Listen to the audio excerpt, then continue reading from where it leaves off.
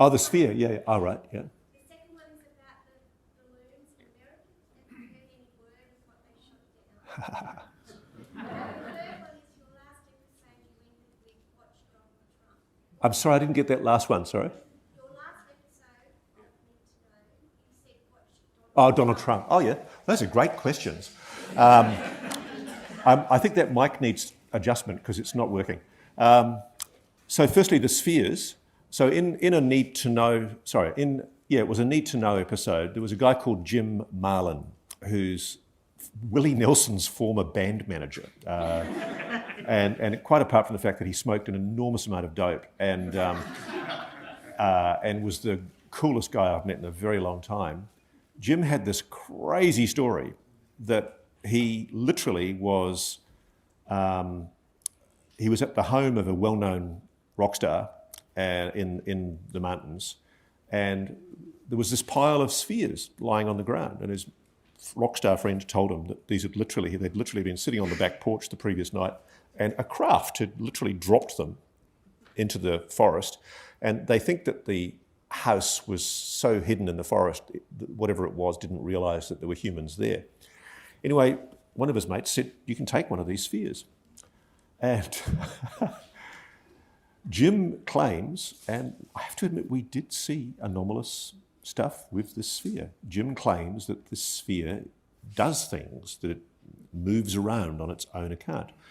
And more importantly, there's a history of such spheres going back to the 1970s, a family called the Betts family in Florida.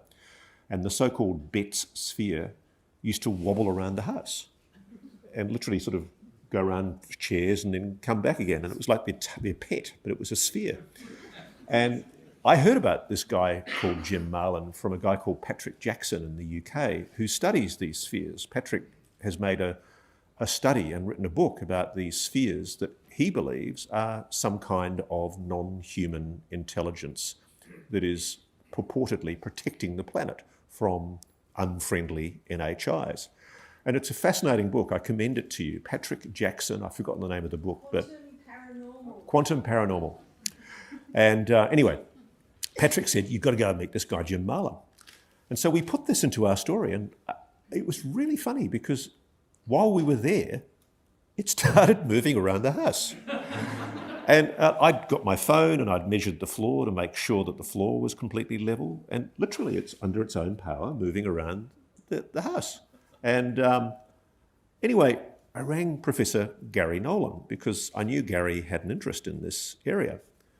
And Gary has access to a materials science laboratory, really high-end lab, because a lot of people have said to me, "Why don't you just cut this thing open?" Jim won't let me. It's his pet. He doesn't want it destroyed. But more importantly, people have tried to cut these things open and they haven't been able to cut them. There's no visible seams, no way of opening these things. They're literally just a big, heavy 40-something pound sphere. And so we had this thing where basically Jim didn't want to let go of it because what happened with the Betts family in the 1970s was media had filmed it literally moving around the house under its own power. Then the US Air Force came, took it away for a while, and it came back and it was inert. It wasn't doing anything anymore. And the family think that what they were given back was something different from what they gave the Air Force. And look, it is clear, I can't say a lot, but it is clear to me from my conversations with people, they know what these spheres are. They're real, whatever they are. And all I can tell you, ma'am, about the metallic sphere that we got is it is being investigated, but for very good reasons. I'm not revealing anything about where it is, who's got it, and what's being investigated. But watch this space.